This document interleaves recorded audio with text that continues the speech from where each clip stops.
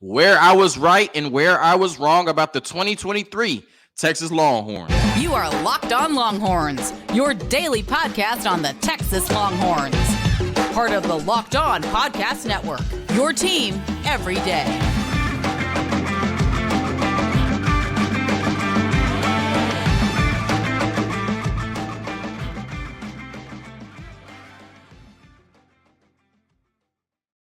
Locked On Longhorns, the show. Jonathan Davis, your host. Today's episode of Locked On Longhorns is brought to you by FanDuel. Make every moment more. Right now, new customers get $150 in bonus bets with any winning $5 moneyline bet. That's $150 if your team wins. Just visit FanDuel.com/LockedOn to get started. On today's episode of Locked On Longhorns, once again, where I was right and where I was wrong about this Texas football team. We also have some submissions from your favorite Texas YouTubers, Steven from Fanatic Perspective, Texas Homer, Nash from Nash Talks Texas, Nino from Nino's Corner Sports, and whether you know him as Kieran or Kier Bear Kieran, they all contributed. And then the second segment, I will discuss where they were right and where they were wrong and my reaction to some of their preseason takes. And then the last segment, what would a championship mean for each of the four teams that are in the college football playoffs? All of that and more on today's episode of Locked On Longhorns, part of the Locked On Podcast Network, your team every day. So I know there's a million different places to get your takes now, your sports content, your sports takes, whatever. But I'm still somewhat old school. I don't watch a ton of YouTube. I still sit down and watch, daily television, Undisputed, The Herd, First Take sometimes, First Things First. Those are the type of shows I watch, right? With all of the talking heads on TV that we hate, you know what I mean? And one of my favorite shows is The Herd with Colin Cowherd. I know some of my subscribers and listeners probably listen to The Herd and watch it and like Colin Cowherd. And I know some of my subscribers and listeners, probably the majority, hate Colin Cowherd, right, and his takes. And I understand both sides of it, right?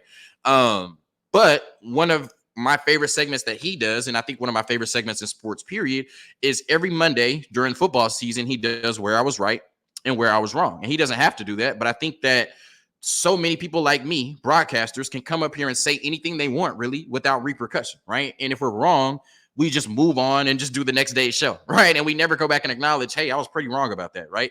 But when we're right, you'll never stop hearing about it, right? And so I think Colin does a good job of saying, yeah, I was right about this. I'm gonna pat myself on the back, but here's where I was super wrong, right? And I think that that's good, right? Because when you have people that are listening to you every day or counting on your content, it's important, for somebody of his stature to come back and say, hey, I was wrong about this, right? You know what I mean? I think that that's super cool of him. And so that's something that I want to start doing on the show, right? Taking my preseason takes and then at the end of the season saying where I was right and where I was wrong. So that's today's show. And this will be something that hopefully becomes an annual tradition on Locked On Longhorns. So where I was wrong, the first thing is I had Texas going 10-2, losing to Alabama and Kansas State. Based on the way that we looked in the Rice game, I wasn't sure that we could go on the road in that type of environment in Tuscaloosa, 100,000 people, Nick Saban, that defense, and win that game. I just didn't think we were ready for that. And obviously they proved me wrong, went in there and beat Alabama by double digits. And then I had them losing to Kansas State. I said 10-2. And I didn't have a ton of conviction that Kansas State would beat Texas, but I picked 10-2. So I had to find the two losses somewhere. And I just felt like, okay, Kansas State haven't beaten us since 2017. Maybe they come in super inspired, super focused, and pull off the upset. And then definitely when Malik Murphy started that game, I was like, I probably spoken into existence. Kansas State is going to win. But Alabama and Kansas State were no match for Texas. And obviously we went 12-1 compared to 10-2, or I guess 11-1 in the regular season compared to 10-2. So that's where I was wrong. I underestimated this Texas football team. They proved me wrong all year. Where I was right, Texas went in the Big 12 championship. I can't even super pat my back, for that one, because it's like everybody looked at this Texas roster and said they were going to win the Big 12 championship. You know what I mean? It was just a matter of would Texas finally not get in their own way, right? And everybody who was picking with their head and not their heart, everybody who didn't have some type of hate or disdain for Texas knew that Texas would win the Big 12 championship this year, but they still went out and did it. So that's where I was right. But like I said, I'm not super patting myself on the back for that one, because I don't think there was a team this year in the Big 12 that was even close to Texas, right? Even though Oklahoma beat us, I think if we played Oklahoma again, which I wish we would have beat Oklahoma by 10 plus points. Where I was wrong, I did not have Texas making the playoffs. My preseason picks for the playoffs were Georgia, Michigan, Florida State, and USC. And I had USC winning the national championship. So that might have been my worst take of the season, period. I definitely did not have Texas in. When they lost to Oklahoma, I knew that they didn't have any more margin for error, and they went out and won the next 7 games. But even when we were going into conference championship weekend, the way that things were played out, or, could possibly play out, I knew the winner of the Pac-12 championship was getting in. I knew that I thought Georgia would beat Alabama. I was wrong about that. And I thought that they would put Florida State in, right? Because they were undefeated. So even going into the last week, I didn't think that Texas would make the playoffs, even though obviously they're a playoff team. I think the committee did it right because Texas is a legit national championship contender and they're in the playoffs. But I certainly was wrong. I did not think preseason that this was a playoff football team. Jonathan Brooks, where I was right, being the next 1,000-yard rusher under Sark. Steve Sarkisian has had a 1,000-yard rusher every year that he's called plays or been a head coach, right? I guess every year that he's called plays. And it's not just something that just happens to be a thing, right? This is something that Steve Sarkisian has acknowledged, right? That every year he's had a 1,000-yard rusher. And a lot of people assume because we lost Bijan and Roshan that Jonathan Brooks, may not be able to crack that 1,000-yard plateau, or that the running game would take a step back without Bijan Robinson and Roshan Johnson. And in a lot of ways, when he was healthy, our rushing game was more productive than it was last year, right? Better offensive line, whatever, right? But Jonathan Brooks was really good for this football team and was able to crack the 1,000-yard plateau before he got hurt. And so Steve Sarkisian's record of having a 1,000-yard rusher every time he's called plays is still intact, but I knew that would happen preseason. And, obviously prayers up to Jonathan Brooks, but I'm glad he went out there and got his 1,000 yards before he unfortunately tore his ACL. Where I was wrong, I thought Jonte Cook would have more of an impact in the receiving game. Now, I guess 136 yards isn't bad for a true freshman. That was the fifth, maybe sixth receiving option.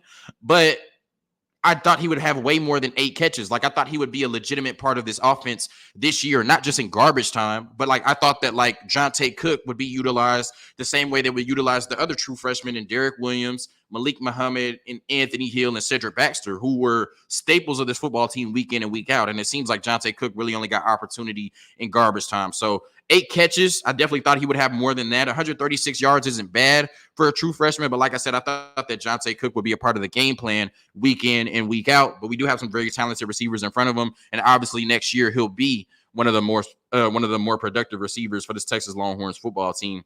I said Texas would return to the pinnacle of college football, right? I said that this season I didn't think they would win go to the playoffs. Didn't think that they had a chance to win a national championship. But I said that at the end of the season, everybody would look at the Texas Longhorns and say they are back to being one of the top 6 to 7 programs in college football. And I think they certainly proved that this year, going 12-1 and being a legitimate national championship contender with 4 teams and 2 games left. For the Texas Longhorns potentially if they're going to win it. So I said Texas would return to the pinnacle of college football. I said that at the end of the year, everybody would look at this Texas football team and say they're back, right? Maybe not Sam Ehlinger back, but they're back. Like, damn, you know what I mean? They got it together finally. Joke's over. The last decade is over. This is a new era of Texas football. And based on what we saw this year, this is a new era of Texas football. I had Jalen Ford winning Defensive Player of the Year in the conference easily. That's where I was wrong. I thought that last year he got snubbed before, for that defensive end at Kansas State. I haven't heard his name all year playing for the Chiefs, but the Chiefs do have a really good defense. I'm salty, right? I shouldn't have even said that, right? He's in the NFL fulfilling his dreams. I'm over here talking. That's crazy.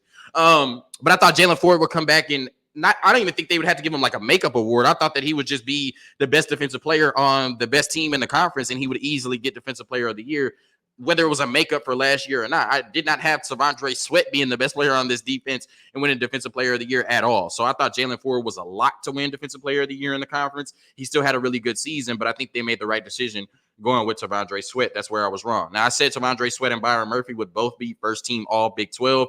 Did not expect them to be 2 of the best players in the country. Did not expect them to be All-Americans, but I did know that they would be 2 of the best players at that position in the Big 12, and they certainly were the 2 best players at that position in the Big 12. I thought our safety play would be a strength for us this year. This is where I was wrong.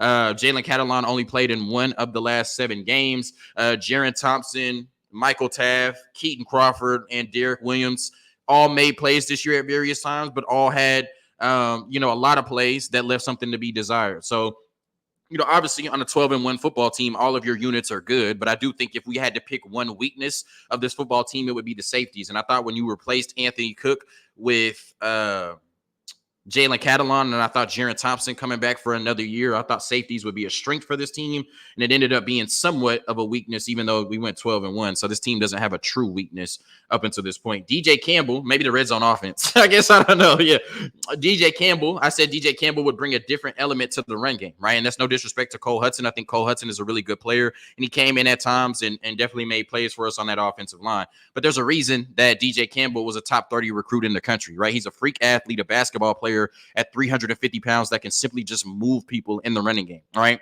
And over the offseason, our interior offensive line looked bad. I thought in the first couple of games, our interior offensive line looked bad. But then over the course of the season, especially when Jake Majors got back, they really started to hum. And I think a big reason for that is the development of DJ Campbell over the course of the season. He still had some untimely penalties. He still had some sets in the passing game where he kind of got worked a little bit. That's going to be expected.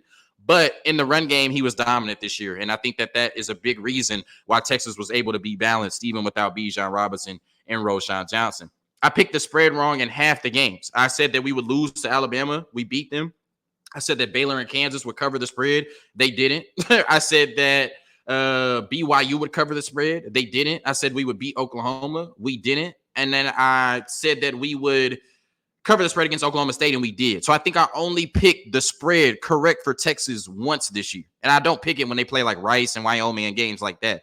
And then I didn't pick it like the last 3 games because I was so wrong, like in the regular season. But I think out of all the games I picked this year for Texas against the spread, I only got one right, and that was the Big 12 championship game against Oklahoma State. So it was not a banner year for me in terms of gambling, right? For sure. Where I was right, I said Quinn would take a leap, that second-year leap, but would not have a Joe Burrow, Mac Jones type season, which everybody was saying in the offseason, like Quinn Ewers was going to make that much of a leap. And he was really good this season. He looked like a completely different quarterback than last year. But to say he was going to have a Joe Burrow type year, which might be the greatest year ever in college football, or to say he was having a Mac Jones type year where Mac Jones legitimately could have won the Heisman if it wasn't for Devontae Smith, 4,541 touchdowns in 13 games. I just didn't see that level of production from Quinn. I know he missed 2 games, but even if he didn't miss those 2 games, he wasn't having a Mac Jones or Joe Burrow type of year. And that's okay because he's still a really good football player, and he did what he needed for this 2023 Texas football team to get to 12-1 and in the playoffs. But statistically, I said before the season that if you think he's going to have a Joe Burrow or Mac Jones type season, we need to pump the brakes a little bit. Where I was wrong, I thought Quinn Ewers would win Offensive Player of the Year. I was surprised that preseason they picked Jalen Daniels. I thought Texas would be the best team in the conference. They were. And I thought Quinn Ewers being the quarterback of the best team in the conference, he would win Offensive Player of the Year easily. I didn't even know who Ollie Gordon was before the season. Obviously, Quinn missed 2 games, but I think even if Quinn plays those 2 games, I'm not sure he wins that award. Maybe he does. Maybe he doesn't. But I said he would win it, and he didn't. So I was wrong. Where I was right, I said Sark would establish himself as one of the top coaches in college football. I think we always knew what Sark was capable of, but he just had not reached that 10-win plateau. This year, he reached that 10-win plateau. And I remember last year going into the season, CBS Sports ranked their coaches in college football, and they had Sark at 35th. I think now, unquestionably, we would look at Sark as a top 10 coach in college football. And I said that would happen before the season started. So those are my takes, where I was right and where I was wrong about this Texas football team in the preseason. Feel free to put where you were right and where you were wrong in the comments. And after the break, I'm coming back to let you know where some of your favorite Texas YouTubers were right and were wrong. Today's episode of Locked On Longhorns is brought to you by PrizePicks. PrizePicks is the largest daily fantasy sports platform in North America. The easiest and most exciting way to play daily fantasy sports. It's just you against the numbers. Instead of battling thousands of other players, including pros and sharks, you pick more than or less than on 2 to 6 player stat projections and watch the winnings roll in. And with basketball season here, you can now pick combo projections across football and basketball. LeBron James, Travis Kelce, Donovan Mitchell, Patrick Mahomes, Kevin Durant, Trevor Lawrence. I mean, I know Trevor Lawrence just went out with an injury, but there's just so many ways to win money on PrizePicks. And with PrizePicks, they even offer a reboot policy so that your entries stay in play even if one of your players gets injured. For football and basketball games, if you have a player who exits the game in the first half and does not return in the second, that player is rebooted. PrizePicks is the only daily fantasy sports platform with any injury insurance policy. So if you're betting on Anthony Davis, make sure you do it on PrizePicks. All right, so go to prizepicks.com/LockedOnCollege and use code LockedOnCollege for a first deposit match of up to $100. PrizePicks.com/LockedOnCollege and use code LockedOnCollege for a first deposit match of up to $100. All right, here we go. Your submissions from your favorite Texas YouTubers, where they were right, where they were wrong. This is Steven from Fanatic Perspective.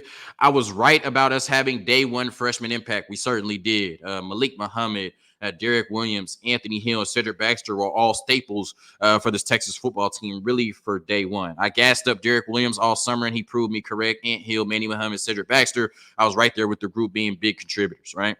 He said he was wrong about the consistency and overall toughness in a good way. He picked 10-2, just like I did. We were both wrong.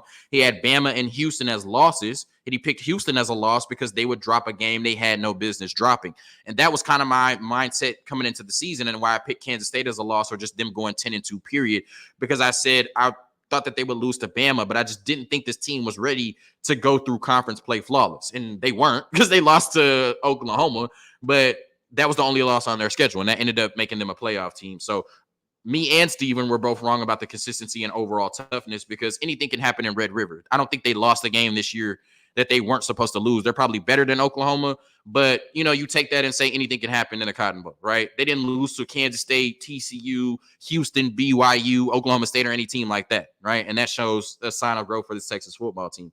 They proved me wrong with how they closed the Bama game and holding on to win, albeit ugly, in games they've typically blown in the past to much less talented teams. So looks like me and Steven were both a little bit asleep on this Texas football team, and thankfully they proved both of us wrong. This is from Texas Homer. I question the run game as far as depth and maybe not having a 1,000-yard rusher. Texas Homer was certainly wrong on that. That's not something that I looked at coming into the season. I knew that, like I said in the last segment, Jonathan Brooks would rush for 1,000 yards, and I felt like we had a ton of depth at the running back position, right? I mean, I knew how good Jaden Blue was coming into the season, and he was our third string running back coming into the season. So Jaden Blue would start for most teams in the country. Keelan Robinson is our fourth string running back, and look how explosive he is. And Trey Wisner showed me something this year with the opportunities he got. So, I mean, we have 5 legitimate running backs. I didn't even mention Savion Red. You know what I mean? So we have 5 to 6 legitimate running backs that could play really well for this Texas football team. And I thought, coming into the season, they would showcase that, and they certainly did. But I can't blame Texas Homer for thinking that our running game would take a step back without Bijan Robinson and Roschon Johnson. This is from Nino's Corner Sports, where he was right. This offensive line is better than last year's due to continuity and development. That's something that he said coming into the season, that the offensive line would be better. I would say that I was still nervous about the interior of the offensive line based on what I saw in the spring game and the first couple of games against Alabama and Rice. But I thought that they really started to pick that up, especially when we got to conference play. So I was nervous about the offensive line, but I think they got better each and every week. He said many thought that losing Jonathan Brooks would be the downfall of this team for the last 2 regular season games. His injury may have allowed Sark to utilize multiple weapons to make this offense thrive. So a little bit of a silver lining there, Nino is saying, in the Jonathan Brooks injury. Obviously, you don't wish injury on anybody. But he's saying, I do think because he was 30% of everything we were doing until he got hurt, that did force Steve Sarkisian to utilize more of our weapons. And that's something that we've been screaming for the last 2 years. Where I was wrong, Jalen Catalon was going to be a definite upgrade from Anthony Cook. Whereas you look at it, Anthony Cook had a more productive season last year than Jalen Catalon. And I think we all thought we upgraded at the safety position when we got Jalen Catalon in the transfer portal. But like I said, on yesterday's show, that kind of taught me the lesson that most players, right, are in the transfer portal for a reason. And unfortunately, it just didn't work out the way we thought it would with Jalen Catalon. Jalen Catalon only played in 7 games total, and 1 out of the last 6 games. That was on senior night when the game was already out of hand against Texas Tech. Michael Taft and Derek Williams have been better players for the Horns this year. No argument there. You can really make the argument or the take that Michael Taft was our best safety overall, period, this year. And like I said, with Jared Thompson coming back and Jalen Catalon coming in the transfer portal, if you told me before the season that Michael Taft would be our best and most productive safety, I can't even say what I would have said to you or what I would have thought, right? So, but that's the case, right? You know what I mean? So that's why you got to go out there and play the games. All right, so this is from Nash Talks Texas. Where I was right, I expected a playoff team in 2023 led by a defense with depth. He was saying this all year, literally. Like before the season, he was saying anything less than 11-1 was a disappointment. And I'm like, bro, how can you say that based on the last 10 plus years of Texas football? But literally in the offseason, Nash was saying anything less than 11-1 was a disappointment. And he was right? Because this team was capable of going 12-1 and going to the playoffs. So I said we should be happy with 10-2. Nash had higher expectations and standards. and they paid off, right? Because this team did exactly what Nash thought they would. I expected Tamondre Sweat to potentially have his name enter the first round if he had a great year and tested well. He certainly has done that. I expected Jonathan Brooks to replace Bijan Roschon in a big way. He certainly did that. Nash has been on the Jonathan Brooks train for over a year. He said that Jonathan Brooks might even be better than Bijan Robinson. And that takes, at least in terms of what he did this year for the Texas Longhorns, doesn't look too crazy now. And he said, I had Jonte Cook getting 15 targets. I think he only got around 15 targets this year. And he had Worthy over a 20% team target share. So Nash was right about a lot of things. Where he was wrong, my Julio, he's referring to as Isaiah Nayor, right? Isaiah Nayor really had no impact for the Texas football team this year. I didn't expect him to have a huge impact coming off of an ACL, but obviously didn't expect him to just be on the sideline rooting for the team, right? So, I was wrong about that one a little bit more, but Nash had an affinity for Julio Jones or Isaiah Nayor, so he was a little bit more wrong than we were. Expected the secondary to be one of the strongest units. I wrote off Michael Taft mid-Houston game. Right? And then I thought Savion Red would see a decent number of touches, and I thought Texas would shit on OU and go 12-0, right? I do think Savion Red did get a decent number of touches based on what I was expecting going into the season. I thought Texas would beat Oklahoma as well, and he thought we would go 12-0. All right, now Kieran, right? Care Bear Kieran. What I got right, I knew the team was going to be so much better in the trenches than the rest of the conference, and they could not handle it. That's a really good take. I did not see that coming in the preseason, and that's exactly what happened, right? I think we had a 20-point lead in 10 of the 13 games we played, right? Like, we didn't have a 20-point lead against Alabama at any point. I don't think Iowa State, but I would have to go back and look. We only won that game 26-16, and obviously we never had a 20-point lead against Oklahoma. But I think every other game we had a 20-point lead at some point, and that's largely because we were able to overwhelm teams in the trenches, right, on both sides of the ball. And so Kieran rightfully, and I think that's really good, predicted that in the offseason, that our trenches would be just too much for other teams to handle. I didn't see it that way coming into the season. I predicted Quinn would take big strides forward, and given how bad he was last year, certainly took big strides forward. I was really impressed with Quinn this year. I correctly predicted our safety's lack of speed and coverability was going to be the weakness of the defense. I was called stupid for this at the beginning of the season. So Kieran definitely had some preseason takes that were pretty right? And I wouldn't have even thought of. What I got wrong, I thought Quinn was going to break passing records because I thought the pass game would be the strength of the offense. We still ended up being a running football team, which is crazy.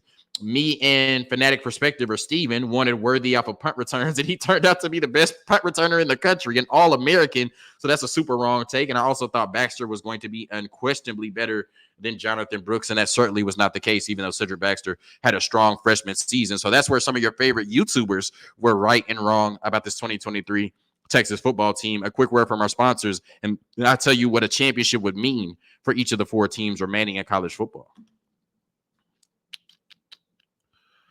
All right, today's episode of Locked On Longhorns is brought to you by FanDuel. As the weather gets colder, the NFL offers stay hot on FanDuel. Right now, new customers get $150 in bonus bets with any winning $5 moneyline bet. That's $150 if your team wins. If you've been thinking about joining FanDuel, there's no better time to get in on the action. The app is so easy to use. There's a wide range of betting options, including spreads, player props, over-unders, and more. So visit FanDuel.com/lockedon and kick off the NFL season with FanDuel, the official partner of the National Football League. All right. So what would a championship mean for the four teams left in the college football playoffs? And we're going to start with Texas because, of course, right, this is Locked On Longhorns.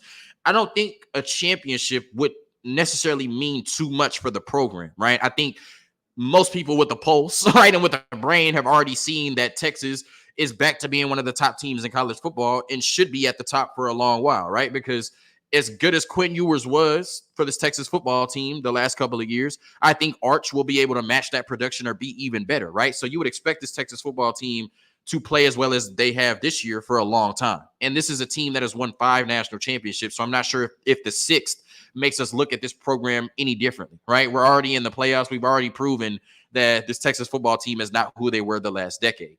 I think a championship would immortalize Steve Sarkisian. Now, it would immortalize everybody on this team. Charles Wright, our 4th-string quarterback, will be able to say for the rest of his life he's a national champion.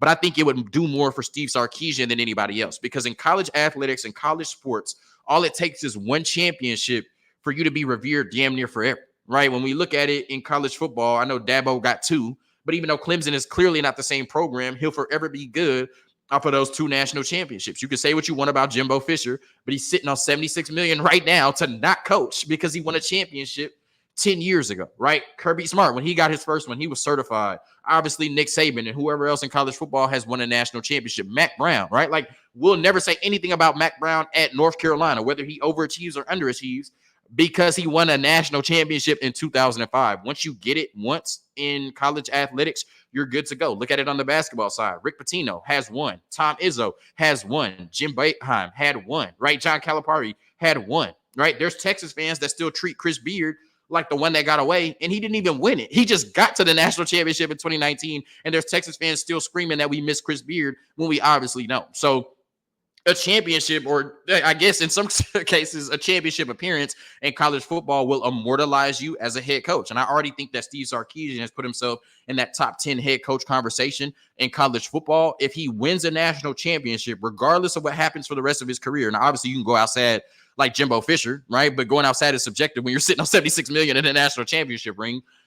Whatever he does for the rest of his career, he will be immortalized if he wins a national championship this year, even if it's the only one he ever gets, because we'll always be able to say Steve Sarkisian won that national championship in 2023 with the Texas Longhorns. Just like almost 20 years later, we're still talking about Mac Brown. Mac Brown is still good and still certified. He's still an OG because he won a national championship 18 years ago. In college athletics, when you win a championship or you get to the championship, you really don't have to update your resume. And that's what Texas winning a national championship would mean. It would immortalize Steve Sarkisian as a head coach in college football. Washington, I think Washington is one of the most underrated programs in college football. This is their second appearance in the college football playoffs. And we know how hard it is to get in when there's only 4 teams in the bracket. And this is a Washington football team that has won 20 straight games, right? Going back to last year. Like, they are one of the best programs in college football right now, right? But all year we wanted to prop up Colorado in the Pac-12. We wanted to prop up USC in the Pac-12. Then we wanted to prop up Oregon after Washington beat them when Washington was undefeated and right there. And we still don't give Washington, I think, the respect they deserve as a program based on what they've accomplished over the last 7-8 years. Like I said, this is their second appearance in the college football playoff. This is Texas' first appearance, right? And everybody will look at Texas as a far and away better program than Washington. But Washington, like I said, for whatever reason, don't get the respect that they deserve. And they've been one of the best programs in college football for a good amount of time now. And so I think a national championship would just validate what I already think about Washington and what people in Washington and Washington fans think, that it is one of the best programs in college football. But I think they need hardware to solidify that. If they win a national championship this year, then I think we'll look at Washington completely different moving forward as one of the premier programs in college football, because productivity-wise, over the last however many years, they have been one of the top programs in college football and one of the most successful. And like I said, they are coming into the Sugar Bowl with 20 straight wins. And we don't talk about Washington like a team that's coming into the Sugar Bowl with 20 straight wins. Michigan, I think a championship for them would validate who they think they are and what the rest of the country seems to think Michigan is, right? Because when we think of Michigan, and they certainly are a blue blood program, but we put them on the level of a Ohio State, Georgia, and Alabama, and that's simply not true. Michigan has one national championship since 1948. I'm going to say that again. Michigan has one national championship since 1948. And we talk about them every year like they're one of the premier programs in college football. They're one of the best. Certainly the last 2 years they've been. But you can make the argument that Michigan is the most underachieving program, not just in college football, in sports. I'm going to say that again. They've only won one national championship since the 40s, right? And so for whatever reason, we still give Michigan the benefit of the doubt and act like they're one of the, most, I don't even know, but we act like they're one of the top programs in college football. And the last 2 years they have been, but historically, since the 40s, they have underachieved. And I think whereas a national championship would get Washington the validation they deserve, I think a national championship for Michigan would give them the validation that we've already given them, really for no reason. Because like I said, we put them on the level of programs that they have not compared to since the 40s, right? Like this Michigan football team, like I said, may be the most underachieving program in sports, but a national championship would validate who they think and who the media seems to think that Michigan is. And for Alabama, obviously Nick Saban has 7 national championships. Obviously, he's one of the greatest in college football history. But coming into the season, people said this was a down Alabama team, right? People said that Georgia had taken over the SEC and maybe Brian Kelly at LSU was on his way to jumping over Alabama as well, right? People said that the defense wasn't the same. The offense wasn't the same. The quarterback play wasn't the same. And Nick Saban was losing his fastball. And once again, Nick Saban is 2 games away from winning a national championship. So another championship really doesn't mean anything for Nick Saban. Another championship really doesn't mean anything for this program. But based on the narrative around the 2023 version of the Alabama Crimson Tide, I think a championship would be one of Nick Saban's best coaching jobs, because earlier in the season when they lost to Texas, everybody was screaming this is not the same Alabama team. And now this Alabama team is 2 games away from a national championship. Thank you for tuning in to another episode of Locked On Longhorns, part of the Locked On Podcast Network, your team every day. Hook 'em. Peace.